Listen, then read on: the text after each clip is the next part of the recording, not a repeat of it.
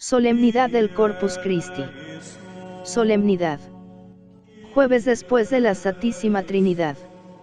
Desarrollo de la liturgia eucarística. Decir liturgia eucarística es nombrar, ante todo, la misa. La parte central de toda la liturgia, el núcleo de todo el vasto sistema litúrgico cristiano, el embrión de los cultos públicos que la Santa Mater Ecclesia envía diariamente de la tierra al cielo. Pero la misa es un sacrificio, es un sacramento y es una acción, un drama litúrgico.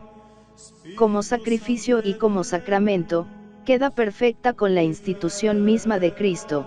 Como liturgia, es una urdimbre de textos sublimes, de símbolos profundos y de gestos significativos, que nos recuerdan la fe, el fervor, el entusiasmo de los primeros siglos cristianos. El erudito que estudia esos elementos distintos, esas huellas de épocas diferentes, siente la misma impresión que el arqueólogo ante una catedral que, comenzada cuando el arte románico estaba en su apogeo, no logró terminarse hasta muchos siglos después. Tal vez sobre las sombrías bóvedas se levanten los vuelos atrevidos de las flechas góticas, y sobre los muros de aspecto medieval, las cresterías afiligranadas del Renacimiento.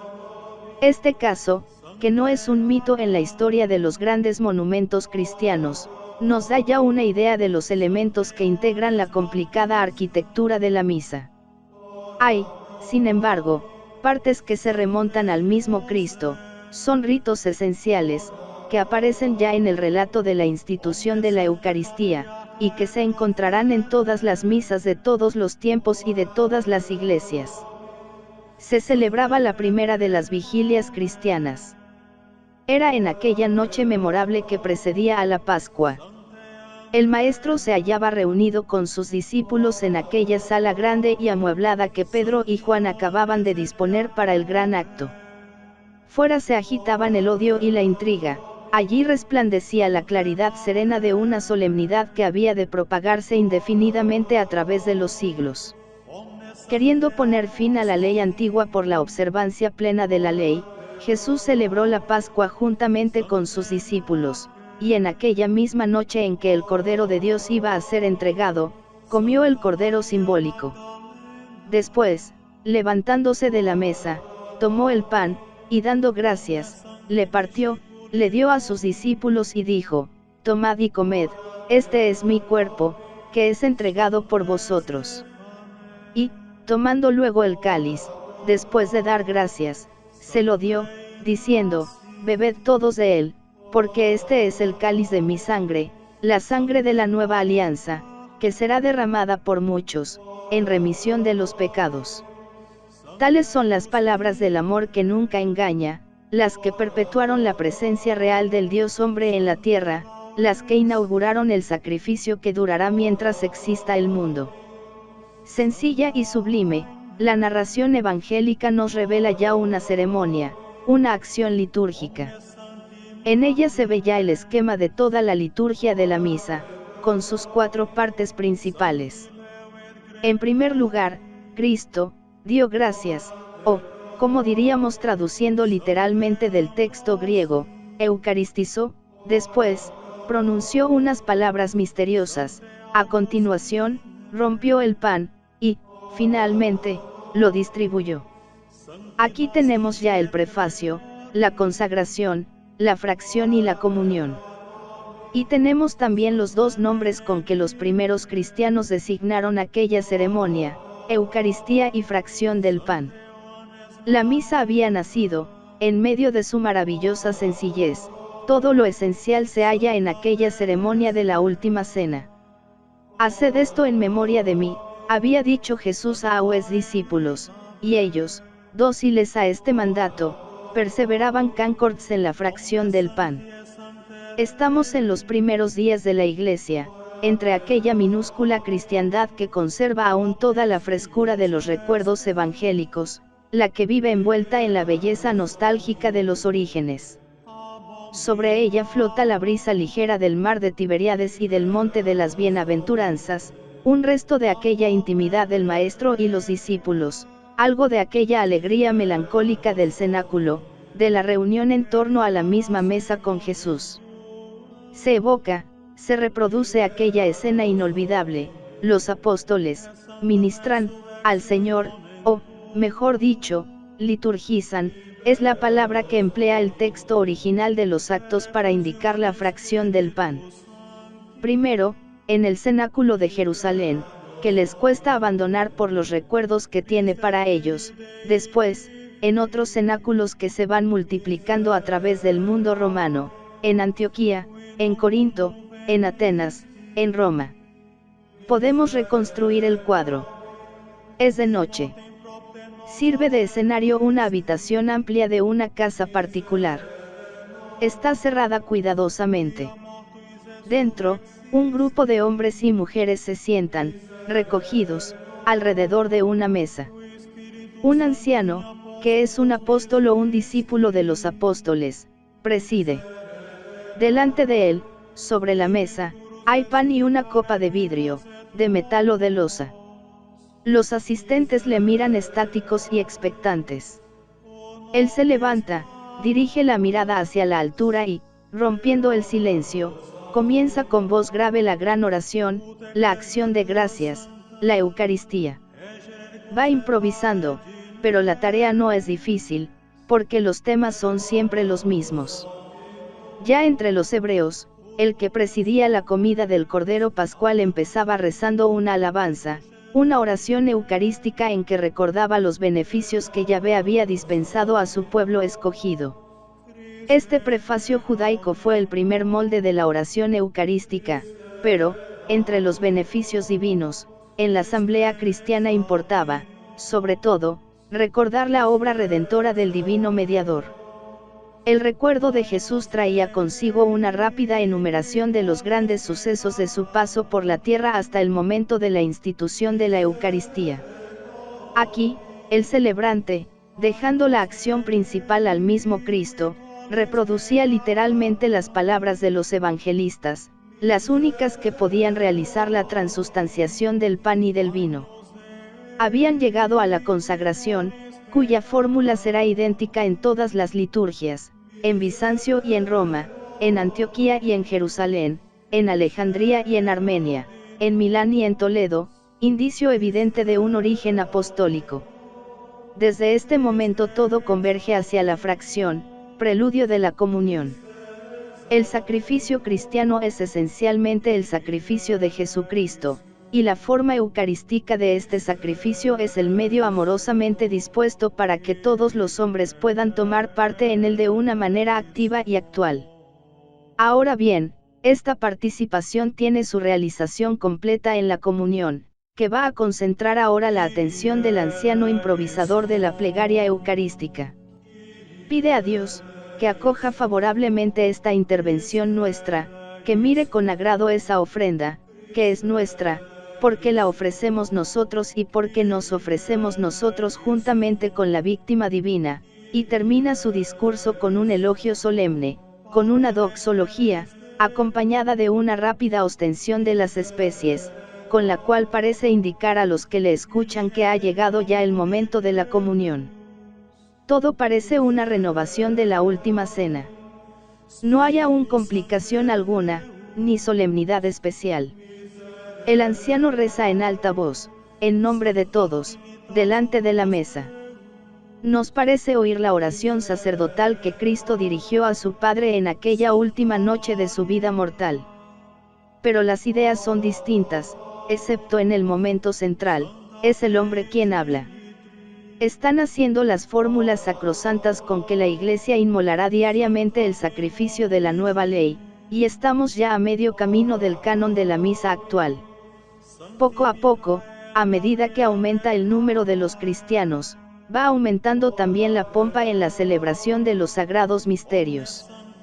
San Ireneo cree ver un eco de las asambleas litúrgicas de los cristianos, alrededor del año 100, en aquella reunión que describe el autor del Apocalipsis, celebrada el primer día de la semana.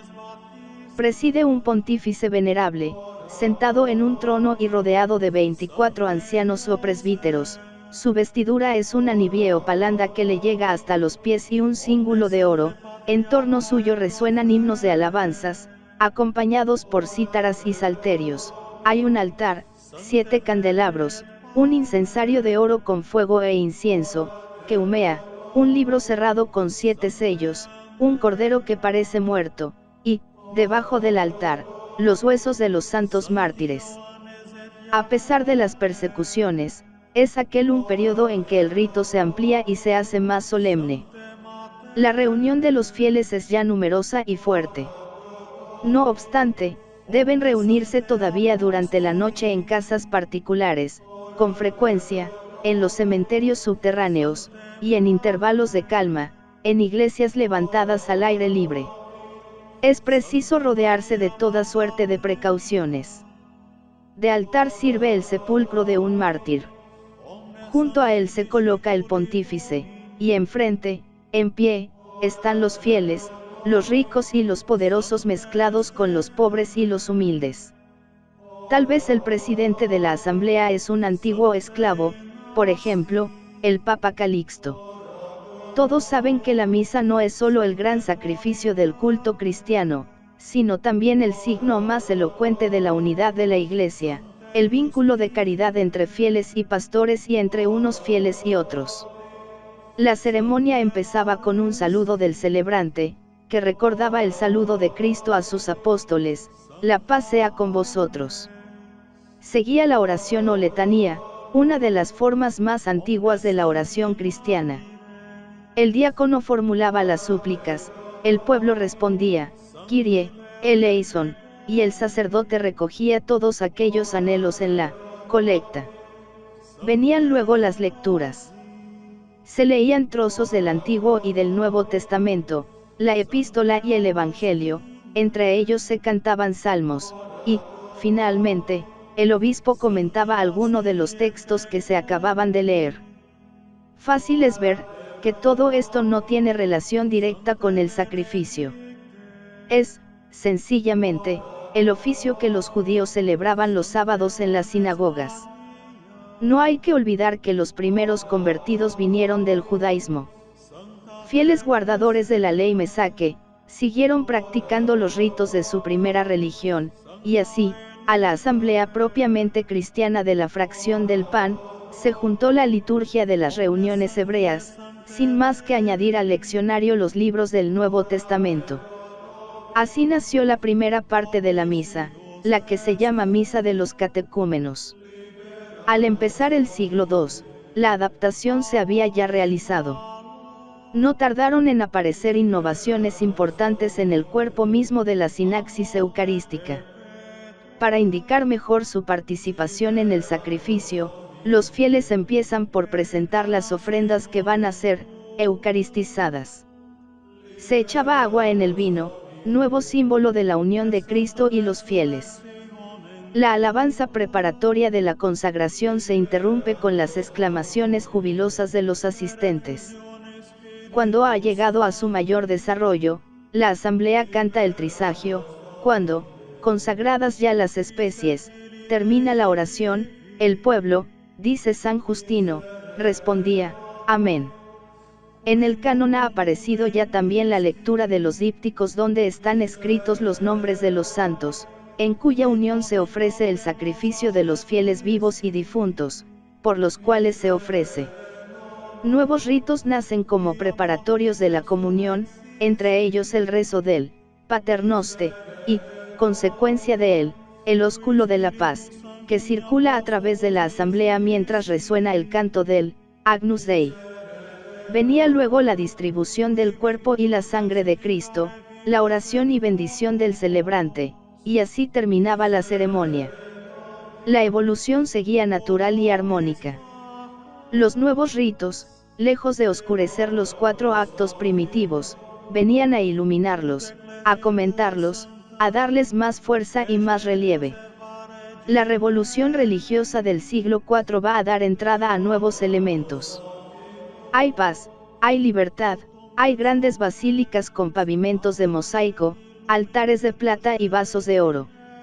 La Iglesia va a poder dar a la celebración del santo sacrificio todo el esplendor que le conviene. Los obispos se dirigen en procesión al templo, el pueblo les acompaña, y mientras el cortejo desfila, los clérigos cantan versos de los salmos. Así nació el introito. Hay otros dos momentos en que la asamblea se conmueve, es cuando lleva las ofrendas y cuando se acerca a comulgar, para acompañar estos movimientos y para mantener despiertos los espíritus, se crean otros dos cantos, que son el ofertorio y la comunión.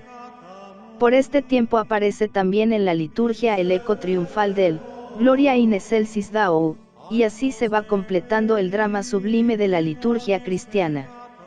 La joya divina del sacrificio queda espléndidamente engastada en filigranas de oraciones, de símbolos, de cantos, de lecturas y de ceremonias, que envuelven en un velo sagrado la celebración del gran misterio, a fin de llenar los corazones de un profundo respeto y de excitar las inteligencias a la consideración de las verdades religiosas. Se han contemplado los ritos, se ha tejido un tapiz espléndido de acciones y palabras. La oración eucarística, el canon, es lo que la palabra canon significa, una cosa fija, intangible, y esa liturgia maravillosa, esa cosa más angélica que se ha llamado la cosa más bella después del cielo, ha recibido un nombre definitivo. Cuando, terminada la ceremonia, el diácono va a despedir al pueblo, lo hace con esa fórmula del bajo latín, ait missa est. Marchad. Esto es el envío.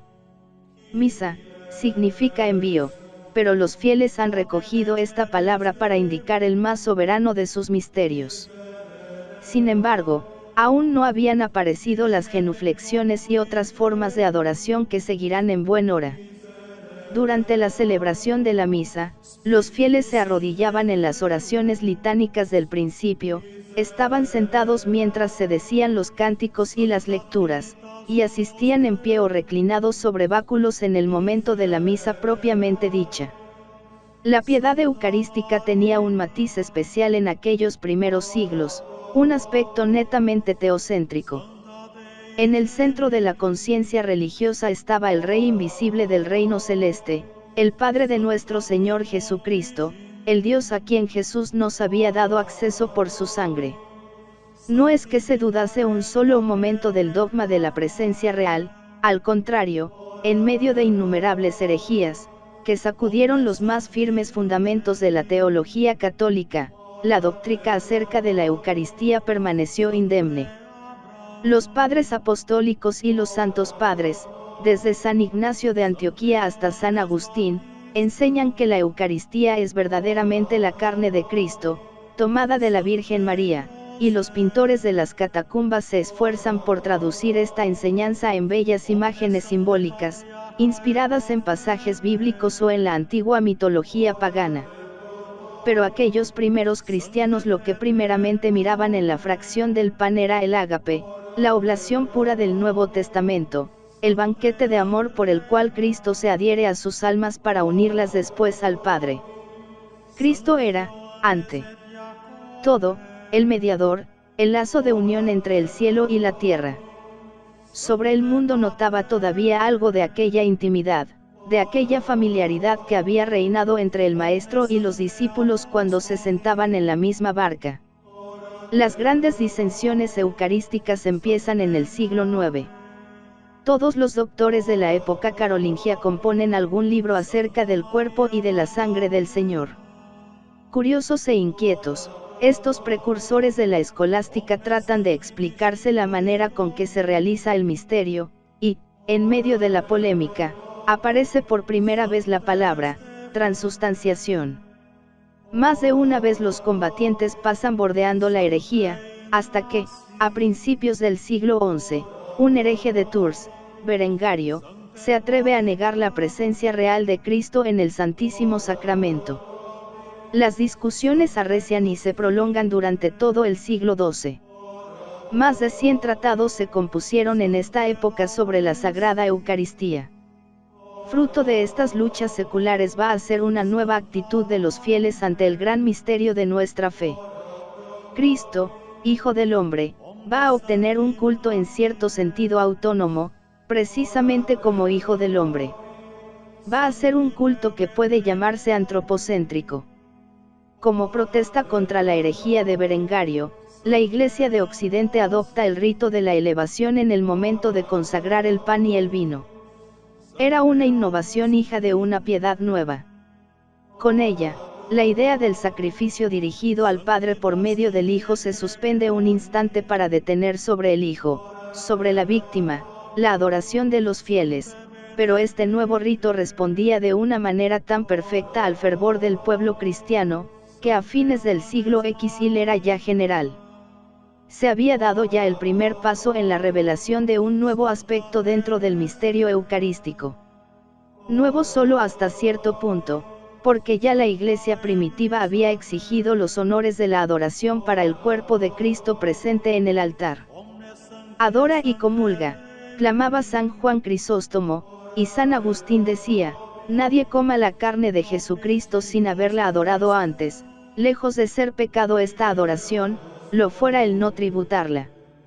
No obstante, los signos de reverencia, las inclinaciones profundas, las genuflexiones, no aparecen en el ceremonial de la misa hasta los últimos siglos medios. Primero las encontramos en la elevación. Los libros de misa del siglo XIV mandan ya a los fieles que en ese momento fijen la vista en la sagrada hostia, levanten las manos como para darle la bienvenida y después se inclinen reverentemente delante de ella. Poco a poco, la inclinación se convierte en genuflexión, y así, un devocionario del siglo XIV dice, cuando suene la campanilla de la consagración, harás reverencia a Jesús presente en el altar, y, arrodillado, levantarás las manos mirando la hostia levantada, donde está el mismo a quien Judas vendió. Esta nueva orientación de la piedad cristiana fue la que inspiró la fiesta del Corpus. Urbano IV, que la instituyó, no hizo más que extender a la Iglesia universal la práctica de algunas iglesias particulares, y Santo Tomás, a quien se atribuye la composición de las magníficas fórmulas litúrgicas de ese día, contentóse con recoger un bello oficio anterior, que retocó, completó y armonizó, dejando en él las huellas de su genio. Esto fue en 1264, fecha que formó época en la historia del culto al Santísimo Sacramento, pues de entonces data este alegre y triunfal homenaje a la Divina Majestad, absolutamente aparte de la celebración de la misa, rasgo característico del catolicismo moderno. 50 años más tarde se celebran en todas partes procesiones triunfales, con custodias resplandecientes, humeantes incensarios, grupos de adolescentes que danzan, llevan vasos de perfumes o tapizan de flores el camino, y capillas de músicos que estremecen los aires con sus himnos. La cristiandad pondrá en este cortejo eucarístico lo más grande de su genio, lo más bello de su arte, lo más precioso de su riqueza y lo más ardiente de su fervor religioso, hasta que en siglos posteriores aparezcan nuevas formas de adoración al Santísimo, como las bendiciones, las exposiciones y el uso de las 40 horas. Aquella explosión ruidosa de devoción a Jesús sacramentado tuvo en España una de sus más espléndidas manifestaciones. Fue entre nosotros donde se hizo popular un saludo eucarístico, alabado sea el Santísimo Sacramento del altar, y de aquella devoción entusiasta quedaron huellas profundas en nuestra legislación, en nuestra historia, en nuestro arte, en nuestra literatura y en nuestras costumbres. España es la nación de las grandes y magníficas custodias, de los bellísimos cálices románicos y platerescos, de las viejas cofradías del Santísimo, de las rocas valencianas, de los autos sacramentals, de los maravillosos bordados litúrgicos y de la famosa capilla del Corpus Christi de Valencia, fundación del beato Juan de Ribera, aquel hombre que, para honra de la Sagrada Eucaristía, deseó tener, no solo todas las Indias con todos sus diamantes, piedras, perlas, plata y oro, sino también toda cuanta riqueza se pudiera encontrar en el mundo. Son bien conocidas la legislación eucarística del Código de las Partidas, las locuras eucarísticas de San Pascual Bailón y de la Loca del Sacramento, la devoción eucarística de un Felipe II, el que decía que, El sol del Corpus no hizo daño a nadie, pero es menos conocido el fervor eucarístico del heroico Alfonso Fernández Coronel, cuya historia nos lleva a la época en que comenzaba a extenderse el nuevo aspecto de la devoción al Santísimo. Defendía Alfonso su villa de Aguilar contra las tropas de Pedro el Cruel. Su causa estaba perdida.